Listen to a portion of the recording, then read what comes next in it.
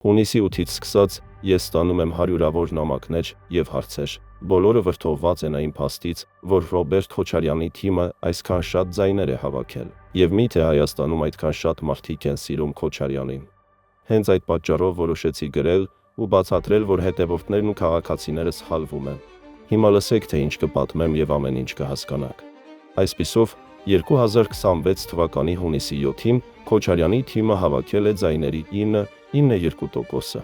իսկ 2021 թվականին 21.9%, բայց վերադառնանք 9.92% արդյունքին, դա 145,000 ձայն է։ Պետք է հասկանալ, որ ըստ էության Հայաստանում գրեթե ոչ ոք չի քվեարկել Քոչարյանի օգտին, իսկ այդ 145,000-ի մասին ես կբացատրեմ մանրամասն, թե որտեղից են դրանք գոյացել։ Քոչարյանի թիմին ձայն են տվել դաշնակները,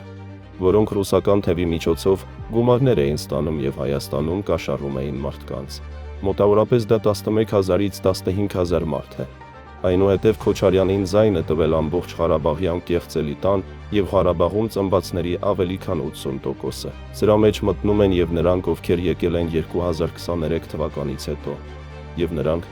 ովքեր նախկինում էին այստեղ ապրում, Հայաստանի բյուջեից փողեր գողանալով և այստեղ իրենց համար հարստություններ դիզելով։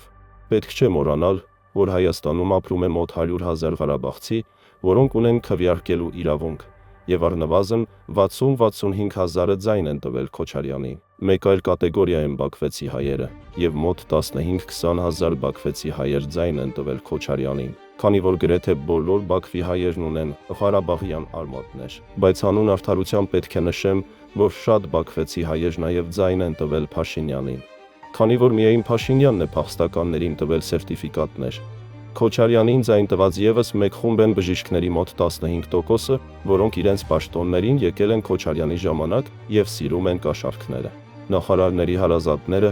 և ուժային կառույցներում աշխատող այն անձինք, որոնք կաշառքներ են վերցնում, և վերջին ենթախումբը կաշառքի դիմաց եկած Ռուսաստանում ապրող ղարաբաղցի հայերն են։ Նրանք նույնպես ձայն են տվել Քոչարյանին։